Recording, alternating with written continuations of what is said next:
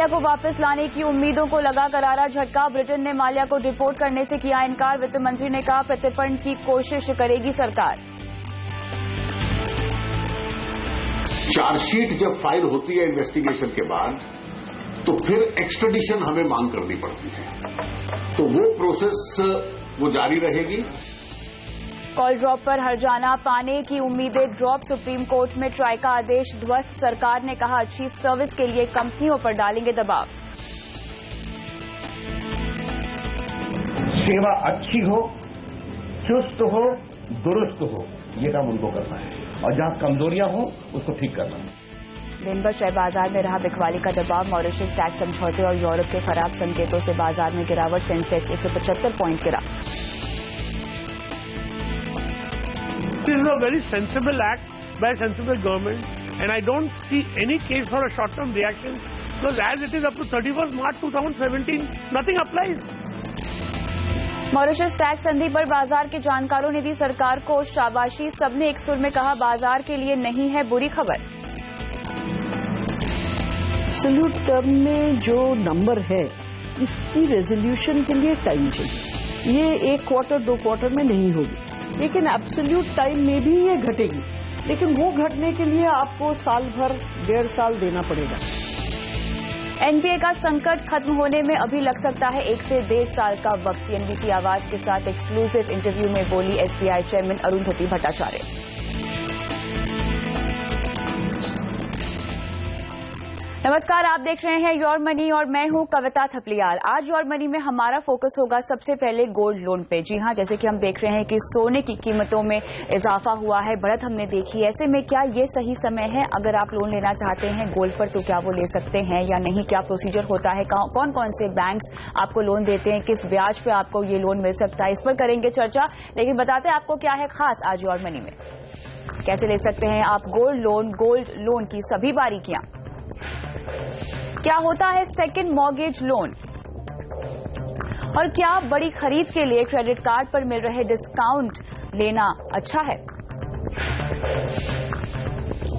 और आज your money में आपके तमाम सवालों के जवाब देने के लिए हमारे साथ जुड़ रहे हैं बोनांजा पोर्टफोलियो के wealth management head Achin Goyal. Achin, आपका स्वागत है। तो शुरुआत करते हैं हम गोल्ड लोन पर ही। अचिन, जैसा कि हम देख रहे हैं कि गोल्ड की कीमतों में बढ़त हुई है, इजाफा हुआ है, तो ऐसे में गोल्ड ट्रेडिशनली अगर हम भारतवासियों की बात करें तो काफी फेवरेट रहा है हमेशा हमारे पास। हम कितना भी गोल्ड की कीमतों में उतार चढ़ाव देखें, सोना लोग खरीदते ही है, और एक तरह से देखा जाए सिक्योरिटी के एंगल से भी इसको देखा जाता है। रिटायरमेंट के लिए भी लोग सोना इकट्ठा करते हैं, बच्चों की शादी के लिए तो ये जरूरी होता ही है खरीदना। लेकिन अगर मैं गोल्ड लोन लेना चाहूं तो कौन कौन से बैंक्स गोल्ड लोन देते हैं, क्या प्रोसीजर होता है? कविता, जैसे आपने बताया कि हम सोने को एक दूसरी तरह से देखते हैं एसेट क्लास। अगर मेरे पास एक जगह 3000 रुपए हैं और एक जगह 1 ग्राम सोना है, तो शायद मैं अपने मन में सोने को ज्यादा वैल्यू दूंगा कंपेयर टू मनी। हालांकि दोनों एक ही चीज है। सारे बैंक्स और एनबीएफसीज गोल्ड लोन देते हैं, और अगर हम रिटर्न्स की बात करें तो पिछले साल में सोने ने 9 से 10% की रिटर्न्स दी हैं। अभी हमने देखा है सोना नीचे जो है 23-24 हजार रुपए भी टच करके आया है। तो फ्लक्चुएशन रहता है, जैसे किसी भी एसेट क्लास में हम बोलते हैं तो फ्लक्चुएशन रहता है, और हर एक एसेट क्लास के अपने रिस्क और रिवॉर्ड रेशो हैं।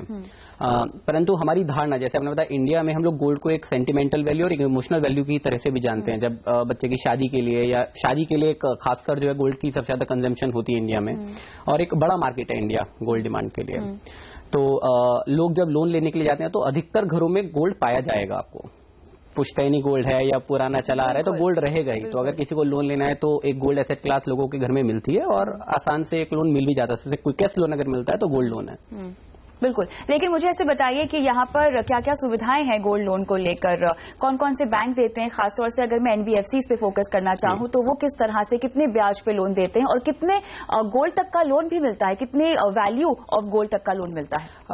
जैसे आपने सुना होगा मनापुरम फाइनेंस है, एनबीएफसीज हैं, श्रीराम यूनियन फाइनेंस है, तो काफी सारी एनबीएफसीज आपको गोल्ड लोन देती हैं, परंतु उनकी ब्याज दरें बैंक से हल्की सी ज्यादा होती हैं। तो बैंक अगर आपको गोल्ड लोन देगा 11 से 12% में, तो एनबीएफसीज का 15-16% से शुरू होता है। उनकी प्रोसेसिंग इज मच फास्टर, तो काफी फास्ट आपको गोल्ड लोन मिल जाता है। मिनट्स में अप्रूवल हो जाता है और विद इन आवर्स आपका डिसबर्सल हो जाता है। मतलब सेम डे ही हमें मिल जाएगा? सेम डे गोल्ड लोन मिल जाता है। सबसे फास्टेस्ट अगर कोई लोन मिलता है दैट इज गोल्ड लोन। जैसे मैंने बताया कि गोल्ड में अभी आरबीआई ने निर्देश दिया कि 75% ऑफ लोन टू वैल्यू, तो जो भी आपकी गोल्ड की वैल्यू है ऑर्नामेंट्स की, उसका 75% आपको लोन मिल सकता है मैक्सिमम। तो गोल्ड क्वाइंस भी एक्सेप्टेबल हैं, बट 50 ग्राम्स पर कस्टमर। तो गोल्ड क्वाइंस के अगेंस्ट में अगर आप लोन लेना चाहते हैं तो एज अ कंज्यूमर आपको खाली 50 ग्राम्स पर कस्टमर ही लोन मिल सकता है, 75% ऑफ दी वैल्यू। और कितने वैल्यू तक का लोन दिया जाता है? तो बैंक्स में अगर आप देखेंगे तो एक 20 लाख रुपए तक की लिमिट आप देखेंगे एचडीएफसी, एसबीआई में 20 लाख रुपए तक का, परंतु एनबीएफसीज में हायर है। मनापुरम में अप टू 1 करोड़ रुपए तक का भी गोल्ड लोन मिल सकता है। तो एनबीएफसीज हल्के से क्योंकि रिस्क टेकर होते हैं तो ज्यादा रखते हैं, परंतु बैंक्स में आपको 20-1 लाख रुपए तक का लिमिट किया जाता है गोल्ड लोन में। मुझे ये समझाइए कि अगर मुझे लोन लेना ही है और मेरे पास सोना भी पड़ा हुआ है, साथ ही मैं पर्सनल लोन भी कंसिडर करना चाहती हूँ, तो दोनों में से कौन सा लोन लेना बेहतर होगा ब्याज दरों के लिहाज से? देखिए, आज के वातावरण में अगर आप देखेंगे तो पर्सनल लोन भी आपको, अगर आपकी क्रेडिट हिस्ट्री अच्छी है, क्योंकि पर्सनल लोन सिबिल स्कोर के ऊपर डिपेंड करता है, राइट। तो पर्सनल लोन में आपकी क्रेडिट हिस्ट्री अच्छी होनी चाहिए, आपकी लोन रिपेमेंट हिस्ट्री अच्छी होनी चाहिए, काफी सारे फैक्टर्स पे डिपेंड करता है। गोल्ड लोन में ये सब चीजें नहीं आती, क्योंकि आपको जो मिल रहा है लोन वो कोलेटरल के अगेंस्ट में मिल रहा है, विच इज गोल्ड। तो गोल्ड लोन की ब्याज दरें हल्की सी कम है। अगर मैं बैंक से कंपेयर करूंगा तो अच्छे सिविल स्कोर में हो सकता है 12-12.5% पे मुझे पर्सनल लोन मिले, और अगर मैं गोल्ड लोन लूंगा तो मुझे 11% पे मिल जाए। तो एक आध बेसिस 100 बेसिस पॉइंट का एक डिफरेंस मिलेगा मुझे गोल्ड लोन में। दूसरा, पर्सनल लोन में डॉक्यूमेंटेशन काफी लगता है, हल्का सा टाइम लगता है, गोल्ड लोन काफी फास्ट है। और मैंने बताया कि गोल्ड हमारे पास एसेट है, वो वैसे भी रखी हुई है, शायद यूज नहीं हो रही है, और मुझे लोन तभी लेना है अगर जरूरत है। मतलब मैं गोल्ड लोन इसलिए नहीं लूंगा क्योंकि सोने की आज वैल्यू 30,000 रुपए है तो मुझे लोन ले लेना चाहिए। तो अगर जरूरत होगी तो गोल्ड लोन को हमेशा प्रेफरेंस देनी चाहिए। बिल्कुल, लेकिन ऐसे मुझे समझाइए कि कितनी अवधि के लिए आपको गोल्ड लोन लेना चाहिए, कितनी अवधि के लिए मिलता है? गोल्ड लोन नॉर्मली बैंक्स में आप देखेंगे शॉर्ट टर्म टेन्योर के लिए मिलता है, तो 1 साल से 3 साल तक का नॉर्मली एक टेन्योर गोल्ड लोन का मिलता है आपको। तो ऐसे में अगर मैं gold as an asset class बात करना चाहूँ तो इसके फ्यूचर प्रोस्पेक्ट को देखते हुए आपको लगता है कि हमें पोर्टफोलियो में रखना चाहिए? देखिए, गोल्ड हमेशा रखना चाहिए क्योंकि ये आपके पोर्टफोलियो की जो वॉलेटिलिटी है, जो उतार चढ़ाव है, उसको कम करने में मदद करता है। एज अ रिटर्न, जैसे मैंने बताया, अगर आपको सोना 10% की रिटर्न भी साल देता है तो एक अच्छी रिटर्न है, क्योंकि हमें 3 साल के बाद इसमें इंडेक्सेशन का बेनिफिट मिलता है। तो पोस्ट टैक्स रिटर्न अगर हमें 9-9.5% की मिलती हैं तो एक अच्छी रिटर्न है। दूसरा, अगर उतार चढ़ाव हर एसेट क्लास में, इसमें हल्का सा कम रिस्क है। जोखिम अगर मैं बोलूंगा तो गोल्ड यहाँ से 20-30% जा सकता है नीचे, तो कम लगता है। यहाँ से ऊपर जा सकता है तो मेरा अनुमान उसमें भी हल्का सा कम है, क्योंकि अभी गवर्नमेंट ने गोल्ड मोनेटाइजेशन स्कीम लाई है 6 महीने पहले, जिसके अंतर्गत जितना भी सोना है, हम लोग इंपोर्ट्स रिड्यूस करने की बात कर रहे हैं। देखिए, भाव कब बढ़ेगा सोने का? जब डिमांड है। इंडिया क्योंकि इंपोर्ट्स के ऊपर डिपेंड है और इसलिए काफी डिमांड है, तो सोने का भाव हमने देखा अधिकतर बढ़ता रहता है।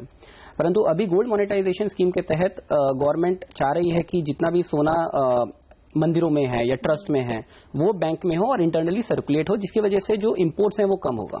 तो वैल्यू कहीं ना कहीं मुझे एक स्टेबल दिख रही है, यहाँ से बहुत ज्यादा उतार चढ़ाव जो है मुझे सोने में अभी नहीं दिख रहा है। तो एज ए एसेट क्लास में अगर गोल्ड को अपने पोर्टफोलियो में रखूंगा तो वो खाली एक वॉलेटिलिटी रिड्यूस करने के लिए और पीस ऑफ माइंड के लिए रखूंगा। मैं यहाँ से एक्सपेक्ट नहीं करूंगा कि गोल्ड मुझे 15 से 20% CAGR रिटर्न देगा, मेरी उम्मीद वो नहीं होगी सोने से अभी। बिल्कुल, तो यहाँ पे आप ज्यादा एग्रेसिव प्लानिंग नहीं कर सकते हैं इस एसेट क्लास को लेके।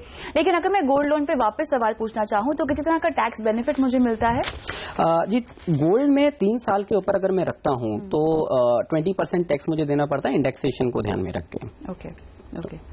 तो ऐसे में अगर गोल्ड लोन लेने की बात है, फिलहाल जो ब्याज दरें चल रही है, आपको लगता है कि ये सही तरीका है लोन लेने का या कोई और भी विकल्प है आपके पास? देखिए, अगर लोन लेना है तो फिर होम लोन होता है, लोन अगेंस्ट प्रॉपर्टी होता है, टॉपअप होता है। तो डिपेंडिंग कि आपके पास क्या कोलेटरल अवेलेबल है, उसके ऊपर डिपेंड करता है कि कौन सा लोन लेना चाहिए। अगर मेरे पास कोई कोलेटरल नहीं है तो मैं पर्सनल लोन लूंगा, क्योंकि मेरे पास कोई और विकल्प नहीं है। अगर मेरे पास प्रॉपर्टी और सोना नहीं है और मेरे को लोन ज्यादा अवधि के लिए चाहिए या मुझे ज्यादा लोन चाहिए तो मैं लोन अगेंस्ट प्रॉपर्टी कंसीडर करूंगा। और फाइनली अगर मुझे छोटा लोन चाहिए और मेरे पास सोना अच्छी खासी मात्रा में है तो मैं गोल्ड लोन लूंगा। चलिए, तो यहाँ पे गोल्ड लोन से जुड़ी हुई तमाम बातें हमने डिस्कस कर ली है। अगर आप छोटी अवधि के लिए यानी 1 से 3 साल तक के समय के लिए लोन लेना चाहते हैं, आपके पास पर्याप्त गोल्ड पड़ा हुआ है, फिजिकल गोल्ड पड़ा हुआ है, तो आप इसके एवज में बैंक या NBFC से लोन ले सकते हैं। लगभग 12 से 18% की ब्याज दर पे आपको गोल्ड लोन मिलता है। सिर्फ आपको ध्यान में ये देना होगा, रखना होगा कि ये छोटी अवधि के लिए ही आप गोल्ड लोन ले और ना कि इसको ज्यादा लंबा आप खींचे, क्योंकि एक तो लोन पोर्टफोलियो आपके पास ज्यादा नहीं होना चाहिए ये सोना चूंकि हमारे घर में पड़ा हुआ होता है, उसका कोई खास इस्तेमाल हम नहीं करते हैं, तो इसीलिए अगर आप लोन लेना चाहे तो ये तमाम बारीकियों को आप समझ सकते हैं और उसके तहत अपने लिए गोल्ड लोन की प्लानिंग कर सकते हैं। फिलहाल योर मनी में रुकते हैं एक ब्रेक के लिए।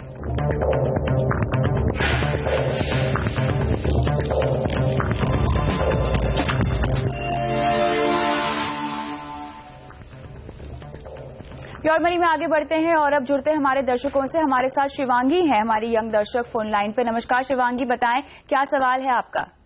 हाँ जी, मैं बाहर जा रही हूँ मास्टर्स की पढ़ाई के लिए। तो मुझे एजुकेशन लोन लेना है, क्या आप बता सकते हैं कि लोन कहाँ से लें और कितने इंटरेस्ट पे मिलेगा? जरूर। कोई खास आपका बजट लोन को लेकर? नहीं, मेरे को एक जनरल आइडिया ही चाहिए था। राइट, ठीक है शिवांगी, आपकी मदद करते हैं। यहाँ पे एजुकेशन लोन लेना चाहते हैं, विदेश में पढ़ाई करना चाहते हैं शिवांगी, तो बेसिकली क्या प्रोसीजर है एजुकेशन लोन का और कितने तक का मिल सकता है, क्या क्या कोलैटरल आपको देने होंगे, ये तमाम बारीकियां हम समझाएंगे शिवांगी को और तमाम दर्शकों को शिवांगी के जरिए भी। मुझे ये बताइए, आपके अमूमन सभी तरह के बैंक हम देखते हैं कि एजुकेशन लोन देते हैं, लेकिन कितने लिमिट तक एजुकेशन लोन दिया जाता है? देखिए, अगर आप ग्रेजुएट कोर्स कर रहे हैं या पोस्ट ग्रेजुएशन कोर्स कर रहे हैं तो इंडिया के लिए 10 लाख रुपए तक की रकम जो है निर्धारित है। बहुत सारे बैंक आपको 10 लाख रुपए के ऊपर एजुकेशन लोन नहीं देंगे इंडिया में पढ़ाई के लिए। और अगर आप बाहर पढ़ाई करने जा रहे हैं तो 20 लाख रुपए तक की एक ब्याज दर निर्धारित की गई है कि 20 लाख रुपए तक आप लोन ले सकते हैं। उसके ऊपर फिर केस टू केस बेसिस देखा जाता है। परंतु अभी एक SBI एडवांटेज, ग्लोबल एडवांटेज करके एजुकेशन लोन आया जिसका मिनिमम अमाउंट 20 लाख रुपए से शुरू होता है और 1.5 करोड़ तक का जो है वो एजुकेशन लोन देते हैं। ओके, तो यहाँ शिवांगी के केस में अगर हम थोड़ा सा इसको विस्तार से समझना चाहें तो अगर हम इसकी एजुकेशन की कॉस्ट अज्यूम कर ले, चूंकि ये कह रही हैं कि मास्टर्स की पढ़ाई बाहर करना चाहती हैं, तो अगर हम कुछ 10 to 15 लाख का बजट रखें इनके लिए, तो किस तरह के बैंक को ये अप्रोच कर सकती हैं, क्या क्या डॉक्यूमेंट्स यहाँ पर देने होंगे और साथ ही मार्जिन किस तरह के बैंक रखते हैं? तो मार्जिन नॉर्मली 4 लाख रुपए तक का अगर हम लोन लेते हैं एजुकेशन तो मार्जिन की रिक्वायरमेंट नहीं होती है। और इंटरनेशनल अगर हम बाहर पढ़ने जाते हैं अब्रॉड तो जो भी आप लोन अमाउंट लेते हो तो अराउंड 15% के आसपास आपको मार्जिन देना पड़ता है। ओके। और बिना कोलैटरल के नॉर्मली एजुकेशन लोन नहीं मिलता है। कोलैटरल कैसे होगा? देखिए, कोलैटरल के बेस पे या तो आपका एक गारंटर होता है। जब भी हम एजुकेशन लोन लेते हैं तो it is not a collateral but kind of a guarantor होना चाहिए आपके पास। गारंटर इंडिया में भी हो सकता है या जहां कंट्री में आप पढ़ने जा रहे हैं वहां पे भी हो सकता है। उसके बाद आप अपनी एसेट्स जैसे जो है वो कोलैटरलाइज कर सकते हैं। अच्छा, ऐसा भी कर सकते हैं, तो वो भी आप कर सकते हैं। एजुकेशन लोन नॉर्मली जो इंटरेस्ट रेट है वो आपको अराउंड 12 से 14% के आसपास एजुकेशन लोन मिल जाता है। अच्छी बात यह है कि इसमें जो टेन्योर होता है रीपेमेंट का वो 10 से 15 साल का होता है। तो एक स्टूडेंट के ऊपर जो पढ़ने गया है और उसके बाद जॉब लगने के बाद टाइम लगता है आपको एसेट बेस क्रिएट करने में, तो प्रेशर नहीं आता है। लेकिन अगर ऐसे में मैंने पढ़ाई कर ली है लेकिन अगर मैं मान लूं कि 1 साल तक या 1.5 साल तक मेरी जॉब नहीं लगी है, तब किस तरह से मुझे रीपेमेंट करनी होगी? देखिए, जो पीरियड नॉर्मली गिवन है रेगुलेशन के हिसाब से वो मोस्ट ऑफ द बैंक्स 6 महीने से 1 साल तक का पीरियड देते हैं। मतलब हॉलीडे पीरियड? हॉलीडे पीरियड इसको आप मान लीजिए। तो 1 साल के बाद आपको पेमेंट करना ही है। ओके। और अगर आप नहीं करते हैं क्योंकि पॉसिबल हो सकता है आपकी जॉब नहीं लगे, तो वहां पे फिर गारंटर और बाकी सब लोगों का रूल आता है। यहाँ पर क्या क्या डॉक्यूमेंट्स हमें देने होंगे और साथ ही यूनिवर्सिटी के सर्टिफिकेट्स या उनकी तरफ का कोई अप्रूवल भी लगता है? जी, जितने भी डॉक्यूमेंट्स हैं यूनिवर्सिटी की तरफ से, आपका एक्नॉलेजमेंट फ्रॉम द यूनिवर्सिटी की आप सिलेक्शन हो गए हैं, कोर्स की फीस, सारी डिटेल्स यूनिवर्सिटी की तरफ से लगती हैं आपको। उसके बाद जो आपके पर्सनल डिटेल्स हैं, अगर आपने कभी काम किया तो आपकी ITR रिटर्न्स, आपके बैंक डिटेल्स, आपके गार्जियन के डिटेल्स, फाइनेंशियल डिटेल्स, तो पासपोर्ट, पैन कार्ड, ID, तो जितनी भी एक नॉर्मल डिटेल्स हैं वो सब डॉक्यूमेंट्स लगते हैं एजुकेशन लोन में। प्रोसेसिंग फी एक इम्पॉर्टेंट है क्योंकि जब हम एजुकेशन लोन लेते हैं तो बहुत सारे चार्जेस होते हैं उसमें। प्रोसेसिंग फी होता है, डॉक्यूमेंट वेरिफिकेशन फी होता है। तो हम जब भी लोन सेलेक्ट करें तो सोच समझ के करें कि इस बैंक से कर रहे हैं, क्या क्या चार्जेस हैं, हिडन चार्जेस तो नहीं है। यहाँ पे आप शिवांगी को क्लियर कर रिकमेंडेशन फिर क्या देंगे ऐसे में? मैं बोलूंगा कि कहीं भी जाके जैसे HDFC या एक्सिस बैंक हैं या SBI बैंक है, वहां पे जाके आप बात करें। और लोन टर्म्स अगेन डिपेंड करती है जो भी आपके गार्जियन है उनकी हिस्ट्री के ऊपर। अगर आपकी वर्क हिस्ट्री नहीं है तो आपके गार्जियन के ऊपर डिपेंड करेगा कि किस रेट पे मिलेगा। दूसरा, आपकी प्री पेमेंट कंडीशंस क्या हैं। अगर आप अच्छी यूनिवर्सिटी में जा रही हैं तो हो सकता है आपको इंटरेस्ट रेट हल्का सा बेटर मिल जाए। तो मैं ये रिकमेंड करूंगा कि सबसे पहले तो इनको अपना बजट निर्धारित करना चाहिए कि कितना इनको अमाउंट लगेगा, उस हिसाब से इनको प्लानिंग करनी चाहिए। ओके, तो चलिए शिवांगी, यहाँ पर आपको बैंक डिसाइड करना होगा। तमाम विकल्प हमने आपको बता दी हैं, HDFC, एक्सिस बैंक, आप चाहे तो SBI में भी कोशिश कर सकती है। लेकिन सबसे पहले शिवांगी, आपको जो है अपने बजट को निर्धारित करना होगा, आपको डिसाइड करना होगा कि आपको कितने का लोन चाहिए, और उसके आधार पर आपको अपना गारंटर डिसाइड करना होगा, और तब जाके आपको अपने पूरे लोन की प्लानिंग करनी होगी। फिलहाल अगर आप चाहें तो HDFC और एक्सिस बैंक में संपर्क कर सकती हैं। 10 से 16% के आसपास आपके लोन अमाउंट पे भी डिपेंड करता है कि आपका ब्याज दर कितना होगा। उम्मीद करते हैं कि योर मनी के जरिए आपको सवाल का जवाब मिल गया होगा। आगे बढ़ते हैं और सोनम प्रसाद का सवाल लेते हैं। ये पूछ रही हैं कि क्या बैंक सेकंड मॉर्गेज लोन देते हैं। बहुत इंटरेस्टिंग सवाल है, और सेकंड मॉर्गेज लोन के बारे में काफी कम ही अच्छे लोग सवाल पूछते हैं हमसे। एज अ कॉन्सेप्ट सबसे पहले मैं समझना चाहूंगी कि ये होता क्या है। देखिए, हम जब पहला लोन लेते हैं तो that is first mortgage loan, और loan to value normally 60 to 80% मिलती है। तो अगर मैं कोई प्रॉपर्टी खरीद रहा हूँ 50 लाख रुपए जिसकी वैल्यू है, तो हो सकता है मुझे 30 से 40 लाख रुपए तक का लोन मिले। जो बची हुई अमाउंट है, जो मैं डाउन पेमेंट करता हूँ, और घर की वैल्यू अगर 50 लाख है, मुझे फंड्स की जरूरत है, तो उस 10 लाख रुपए के ऊपर या 20 लाख रुपए के ऊपर जो मैं लोन लेना चाह रहा हूँ, उसको बोलते हैं second mortgage loan. Same property के ऊपर। तो ऑलरेडी उस पे जो राइट्स हैं वो फर्स्ट मॉर्गेज जिसने फर्स्ट लीन किया है उसके राइट्स पहले हैं। जो सेकंड मॉर्गेज कर रहा है वो हायर रिस्क ले रहा है, क्योंकि अगर प्रॉपर्टी की वैल्यू घटती है तो सबसे पहले जो रिस्क है वो सेकंड मॉर्गेज को आएगा। जी, तो नॉर्मली इंडिया में आप बड़ा कम देखेंगे फिनोमिना कि कोई सेकंड मॉर्गेज लोन आपको दे रहा है। अच्छा। अगर कोई देता भी है, हालांकि मैंने सुना नहीं है देगा, तो इंटरेस्ट रेट जो है वो बहुत हाई होंगे। अगर आपका नॉर्मल होम लोन जो है अराउंड 9.5 to 10% है, तो आप मान के चलिए कि कम से कम 14-15% के आसपास उसके रेट होने चाहिए सेकंड मॉर्गेज लोन के, क्योंकि जो रिस्क है, रिस्क एलिमेंट काफी हाई हो जाता है। तो ऐसे में जो पहले लेंडर का लोन लिया है मैंने, उसको चुकाना जरूरी होगा? नहीं, ऐसा जरूरी नहीं है। तो आपके दोनों लोन साथ में चलते रहेंगे, दोनों का टेन्योर 15 से 20 साल होगा। तो और जो आपकी EMI है वो भी 2 EMIs चलेंगी। अगर मैं डिफॉल्ट कर जाती हूँ, अगर मैं पेमेंट नहीं कर पाती हूँ, तो फिर किस तरह के एक्शंस मेरे अगेंस्ट लिए जा सकते हैं? देखिए, अगर आप डिफॉल्ट कर जाते हैं तो ये मैटर नहीं करता है कि आपने सेकंड मॉर्गेज करवाया, फर्स्ट मॉर्गेज करवाया, तो जो भी सरफेसी एक्ट है या प्रॉपर्टी है, रिकवरी एजेंट्स आएंगे जरूर, कविता जी पीछे। एब्सोल्युटली। लेकिन यहाँ पर मुझे ये बताइए, क्या ये सही तरीका है अगर आप इस तरह का लोन लेना चाहते हैं? आपकी सजेशन क्या होगी?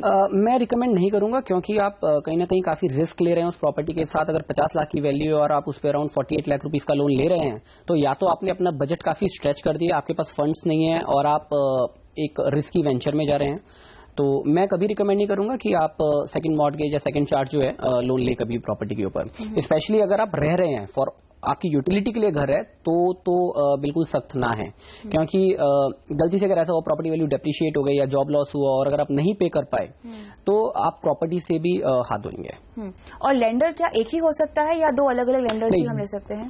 इसमें 2 अलग अलग लेंडर्स हो सकते हैं। तो नॉर्मली एक लेंडर शायद सेकंड मॉर्गेज कभी भी नहीं करेगा, सेकंड चार्ज नहीं करेगा। अच्छा। तो इन केसों में अगर होता भी है तो लेंडर अलग ही होगा। चलिए, तो यहाँ पर अगर आपका भी कोई सवाल है, जैसे कि सोनम ने यहाँ पर हमसे पूछा है इंटरेस्टिंग सवाल जो कि इन्होंने पूछा है सेकंड मॉर्गेज लोन पे, अगर आपका भी इससे जुड़ा कोई सवाल है या जनरली आप होम लोन पे या किसी भी तरह के लोन पे सवाल पूछना चाहते हैं, तो नंबर आपकी स्क्रीन पे फ्लैश हो रहा है, जहाँ पे आप व्हाट्सएप कर सकते हैं, लेकिन अपने नाम के साथ आप @kavita.th पर भी अपना सवाल भेज सकते हैं। साथ ही mfmoneycontrol.com हमारे email ID पर भी अपना सवाल आप अपने कॉन्टैक्ट नंबर और लोकेशन के साथ भेज सकते हैं। फिलहाल रुकते हैं छोटे से ब्रेक के लिए।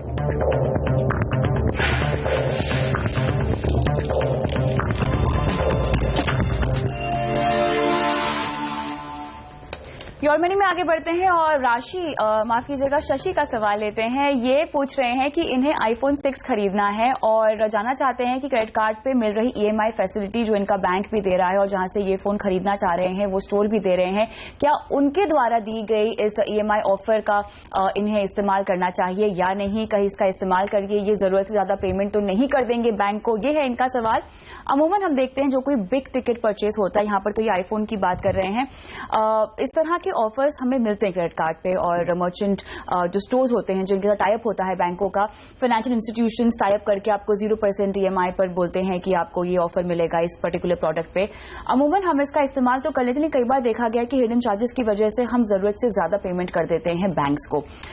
क्या करना चाहिए शशि को अपने iPhone 6 को लेकर? वो भी इसी तरह की दुविधा में है। देखिए, जहां तक अगर मैं EMI पे तब जाना चाहिए कि मेरे पास डाउन पेमेंट के लिए पैसे नहीं है। बिल्कुल, ये कह रहे हैं कि फिलहाल एक तो ये इतना खर्चा नहीं करना चाहते हैं जिसकी वजह से ये EMI ऑप्शन को ऑप्ट करने के लिए काफी ज्यादा टेम्प्टेड है। ओके, तो मैं इनको बोलूंगा अगर बहुत ही टेम्पटेशन है और फिर भी आईफोन 6 ही खरीदना चाहते हैं तो EMI पे जा सकते हैं। इसमें हिडन चार्जेस में एक तो प्रोसेसिंग चार्जेस नॉर्मली लगाते हैं जब भी प्रोसेस करते हैं लोन। अपार्ट फ्रॉम दैट इनको ध्यान रखना है कि जब भी पेमेंट ड्यू है तो वो उसका भुगतान बराबर समय पे करे, क्योंकि जो इनकी प्रोसेसिंग फीस है, ये फाइनेंस चार्जेस हैं या इंटरेस्ट कॉस्ट है, वो बहुत ज्यादा होते हैं और उसके थ्रू रिकवरी काफी हो सकती है इनकी। तकरीबन मान के चलिए 24% से 30% तक इनकी इंटरेस्ट कॉस्ट होती है और फाइनेंस चार्जेस अगर डिले होते हैं तो 500 rupees to 1000 rupees finance charge. तो जो इनकी कॉस्ट है वो काफी हाई जा सकती है अगर ये किसी भी पेमेंट पे डिफॉल्ट करते हैं। अगर इनको पता है पेमेंट पे डिफॉल्ट नहीं होगी तो जा सकते हैं, पर अगर पेमेंट पे डिफॉल्ट करने की 1% भी गुंजाइश है तो चार्जेस है वो एस्केलेट हो जाएंगे। बिल्कुल, और साथ ही ऐसा करने से अगर आप डिफॉल्ट करते हैं पेमेंट तो आपके क्रेडिट स्कोर पर भी असर करता है शशि, तो इस बात का आपको ध्यान रखना होगा। फिलहाल अगर आपके पास पैसे नहीं है तो या तो इस गोल को पोस्टपोन कर लीजिए या तो फिर आप अगर EMI चुका सकते हैं तो इस ऑप्शन को आप अपना सकते हैं। बहुत बहुत शुक्रिया आज शो पर आने के लिए अर्जुन।